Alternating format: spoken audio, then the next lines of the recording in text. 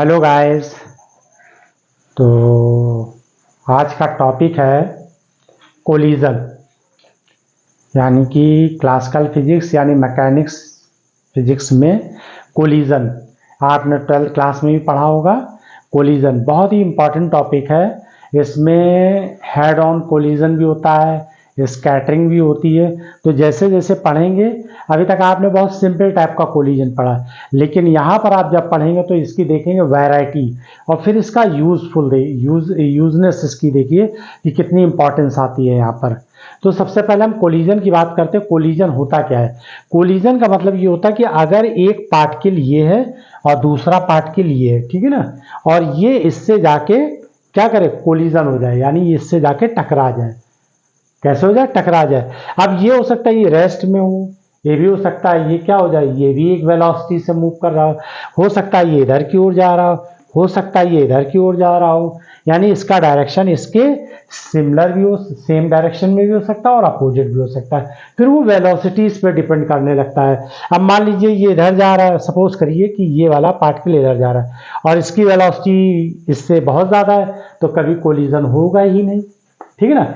और कोलिजन को हमने एक और कैटेगरी ली है जिससे आप लोगों ने पढ़ा होगा, अल्फा स्कैटरिंग। रदरफोर्ड मॉडल था ना कि उन्होंने अल्फा पार्टिकलों की बमबार्डिंग कराई थी किस पर, गोल्ड फॉइल पे। तो ये स्कैटरिंग जो है यहाँ पर देखिए, आप देखिए इसमें क्या हो रहा है, कोलिजन नहीं हो रहा है, लेकिन इसको भी हमने किसके, कोलिजन की कैटेगरी में। कोलिजन का मतलब ये नहीं होता है कि ये पार्टिकल इससे जाके सेकंड वाले से टकराए ही, ऐसा नहीं है। बल्कि ये भी हो सकता है कि ये पार्टिकल तो फिक्स है और ये वाला पार्टिकल ऐसे निकल जाए, यानी एक तरीके से इस पार्टिकल ने इस पार्टिकल पर एक फोर्स अप्लाई कर दिया, जिससे क्या हुआ, एक अपना पाथ कर्व बनाता हुआ निकल जाए। जैसा कि आपने रदरफोर्ड के मॉडल में पढ़ा अल्फा स्कैटरिंग के केस में। तो ये भी जो है एक तरीके से कोलिजन के कैटेगरी में आता है ना। तो सबसे पहले हम इसकी डिफिनेशन देख लेते हैं और ये कितने टाइप का होता है ये भी समझिए। When two particles, two bodies, two objects are applying a force, एक फोर्स अप्लाई होगा, जरूर इंटरेक्शन जरूर होगा, यानी एक दूसरे के इंटरेक्शन में होंगे। आ फोर्स या यूं कहिए interact to each other comes to play between them for a certain time. एक सर्टेन टाइम के लिए क्या हो, एक दूसरे से इंटरेक्ट हो, एक सर्टेन टाइम के लिए एक दूसरे से क्या हो, इंटरेक्ट हो, and bring about a countable change in. अब कोई चीज ऐसी जो काउंटेबल हो, अब वो काउंटेबल क्या हो सकता है, change in their momentum change कर दे, एनर्जी चेंज कर दे, और वो काउंटेबल होनी चाहिए, ये नहीं कि इनफाइनाइट हो। और एंड वेलोसिटीज, यानी बिफोर कोलिजन आफ्टर कोलिजन के बाद भी हम उसको काउंट कर सके, ठीक है ना। According to law of conservation momentum and energy. अब मोमेंटम एनर्जी के बेस पर हम इसको दो कैटेगरी में कन्वर्ट कर देते हैं। There are two types of collision, there are two types collision. कौन सा, इलास्टिक कोलिजन, और दूसरा क्या है, इन इलास्टिक कोलिजन। और कहीं पर आप ऐसा भी पढ़ सकते हैं, इन इलास्टिक स्कैटरिंग और इलास्टिक स्कैटरिंग, इलास्टिक स्कैटरिंग और या इन इलास्टिक स्कैटरिंग भी लिखा हुआ मिल जाए तो मीन्स ये है कि इसमें भी वही कोलिजन हो रहा है। मैंने आपको क्लियर कर दिया है कि रदरफोर्ड मॉडल में अल्फा पार्टिकल क्या होते हैं, स्कैटर्ड होके, कहीं पर कोलिजन नहीं होता है, वो न्यूक्लियस से जाके टकराते नहीं। अल्फा पार्टिकल क्या करते हैं, इंटरैक्ट होते हैं, और इंटरैक्ट होने से या तो क्या हो जाते हैं, कुछ केस में ये हो जाता है कि ऐसे गए पार्टिकल अल्फा ऐसे निकल आए गोल्ड फॉइल के एटम, या फिर ये हुए कि इस तरीके से। तो इस इंटरएक्शन केस को भी हम क्या कह सकते हैं, इलास्टिक कोलिजन या स्कैटरिंग। और दूसरा, अगर उनमें, अब इलास्टिक की कैटेगरी में क्या हो सकता है कि अगर इसका मोमेंटम और एनर्जी कंजर्व है तो इलास्टिक की कैटेगरी, और इन इलास्टिक में मोमेंटम तो कंजर्व होता है लेकिन एनर्जी चेंज हो जाती है, तो इस कैटेगरी को हम कहते हैं इन इलास्टिक कोलिजन। जो है कितने दो तरीके से जनरली कोलिजन को जो डिफाइन किया गया है वो दो तरीके से डिफाइन किया गया है, एक इलास्टिक कोलिजन और दूसरा इन इलास्टिक कोलिजन। ठीक है ना। तो काइंड ऑफ कोलिजन क्या हो जाएगा, kind of collision two types है जनरली, तो एक इलास्टिक है, दूसरा इन इलास्टिक कोलिजन। अब देखिए इलास्टिक कोलिजन और इन इलास्टिक के बीच में एक और पार्ट ले लिया उन्होंने, partially elastic collision and inelastic collision, partially elastic collision और partially inelastic collision. Elastic collision और इन इलास्टिक कोलिजन में डिफरेंस क्या है, तो जैसे कि मान लीजिए कि ये एक बॉल दी हुई है और ये दूसरे बॉल से जाके हेड ऑन कोलिजन करती है ना। अगर एनर्जी इस पूरे ड्यूरेशन में कंजर्व रहे तो हम इसे बोलेंगे इलास्टिक कोलिजन, और अगर एनर्जी कंजर्व ना रहे तो इसको हम बोलेंगे फिर इन इलास्टिक। ठीक है ना। अच्छा, मैंने ये भी बताया है कि जैसे कि यहाँ जरूरी नहीं कि कोलिजन ही हो यानी टकराए, ये जरूरी नहीं है, यानी फोर्स का ऐसा इंटरेक्शन हो कि एक पार्टिकल जो है इसकी तरफ जाता और ऐसे बाउंस बैक होके आ जाए, यहाँ कोलिजन नहीं हुआ है, कैसा हुआ, बैक होके आ गया। ठीक है। दूसरा ये भी हो सकता है ये ऐसे हो जाए, तो यानी कि इन दोनों के बीच में इंटरेक्शन ऐसा हुआ कि जिससे उनका पाथ चेंज हो गया।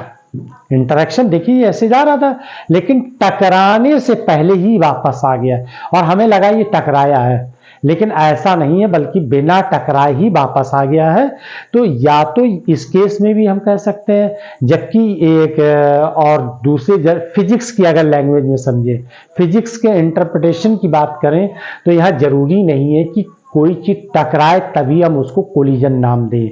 यहाँ बिना टकराए भी उन बॉडी के बीच में क्या इंटरेक्शन हुआ है इसकी भी स्टडी करते हैं, तो उनके स्टडी करने के लिए हमें इलास्टिक कोलिजन और इन इलास्टिक कोलिजन पैरामीटर एक तरीके से हमने इनको लिया है, और इसको इन इलास्टिक कोलिजन को स्कैटरिंग भी बोलते हैं, ये स्कैटरिंग भी कहलाएगा। क्लियर है। तो आप देखिए यहाँ पर पार्शली इलास्टिक कोलिजन होगा और ये पार्शली इन इलास्टिक कोलिजन भी हो जाएगा। अब हमें अगर डिफिनेशन लिखनी है कि इलास्टिक कोलिजन की डिफिनेशन क्या होती है, इलास्टिक कोलिजन की डिफिनेशन, अभी तो मैं सिर्फ सीधे सीधे आपको डिफिनेशन लिखना बता रहा हूं, बाद में इसको जो है और तरीके से क्या कहते हैं इसका फार्मूला भी डिराइव करना होगा।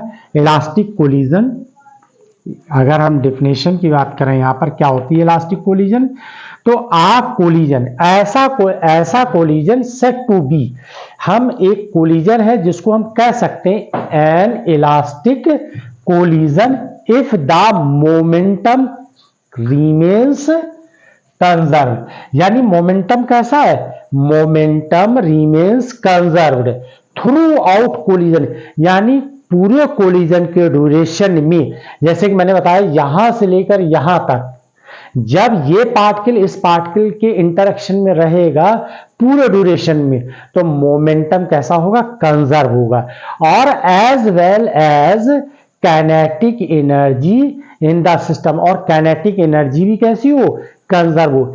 यानी इलास्टिक कोलिजन उसे बोलते हैं कि पूरे ड्यूरेशन में, यानी कोलिजन के पूरे ड्यूरेशन में, थ्रू आउट ड्यूरेशन में क्या कहें हम कि एनर्जी, मोमेंटम और एनर्जी दोनों ही कंजर्व है, यानी सिस्टम। अब सिस्टम क्यों है, क्योंकि ये एक पार्टिकल है, ये दूसरा पार्टिकल है, तो इस पूरे को हम एक सिस्टम नाम देते हैं। तो पूरे ड्यूरेशन में अगर एनर्जी और मोमेंटम कंजर्व रहता है तो इसको हम बोलते हैं इलास्टिक कोलिजन। और एग्जाम्पल के रूप में जैसे atoms, nuclei, scattering of alpha particle and collision of molecules of gas, जो गैस के मॉलिक्यूल्स हो जो एक कंटेनर के अंदर फिल करे रहते हैं, तो उसमें क्या हो जाता है कि वो आपस में कोलिजन करते रहते हैं। ठीक है। इसी तरीके से अगर हम एटम्स की बात करें, एटम जो होते हैं, कोई भी मैटर होता है उसमें बहुत सारे एटम होते हैं और वो आपस में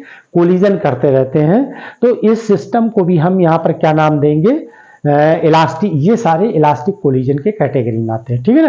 अब हम बात करते हैं इन इलास्टिक, सिंपल सी बात है, सेम यही डिफिनेशन लिखना, a collision is said to be an inelastic collision if the momentum remains conserved throughout collision as, और यहां तक कर दें, इसके बाद क्या लिख दें, यहां देखिए लिख दिए, but kinetic energy is not conserve. अब यहां पर काइनेटिक एनर्जी कंजर्व नहीं रहेगी, तो इन द सिस्टम, यानी पूरे सिस्टम में काइनेटिक एनर्जी चेंज हो जाएगी, लेकिन मोमेंटम कैसा हो जाए, कंजर्व। तो अब आप डायरेक्टली ये बोल सकते हैं कि चाहे इलास्टिक कोलिजन हो चाहे इनइलास्टिक कोलिजन हो, इन दोनों में मोमेंटम कंजर्व रहता, बदलता क्या है, यानी एनर्जी, काइनेटिक एनर्जी कन्वर्ट हो। हाँ, एक और टॉपिक इसमें, total kinetic energy. Total kinetic energy चाहे हम इस सिस्टम की बात करें चाहे इस बात की, दोनों में कांस्टेंट रहेगी। टोटल काइनेटिक एनर्जी दोनों में ही कांस्टेंट रहेगी। इसमें मोमेंटम और इसमें मोमेंटम कंजर्व रहेगा। इसमें काइनेटिक एनर्जी कंजर्व रहेगी, लेकिन इसमें काइनेटिक एनर्जी चेंज हो जाएगी, यानी कि इसका मतलब है कंजर्व नहीं रहेगी। जैसे कि एग्जाम्पल के रूप में बुलेट हिटिंग आ टारगेट, जब कोई राइफल से एक बुलेट निकलती है तो टारगेट पे जाके हिट करती है, तो टारगेट पे जैसे वो हिट करती है तो वो अपनी एनर्जी को क्या कर देती है, हीट में कन्वर्ट कर देती है। तो some amount energy convert into heat. या हम यूं कहें कि जब वो स्टॉपेज हो जाएगी तो टोटल पूरी की पूरी हीट भी क्या करेगी, वो पूरी की पूरी एनर्जी हीट में कन्वर्ट कर देगी।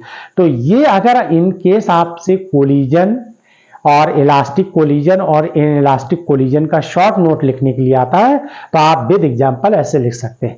अब कोलिजन को फाइंड करने के दो तरीके में लेते हैं। एक हमारा होता है लेबोरेटरी सिस्टम, एक ये क्या है, लेबोरेटरी सिस्टम। दूसरा क्या है, सेंटर ऑफ मास सिस्टम।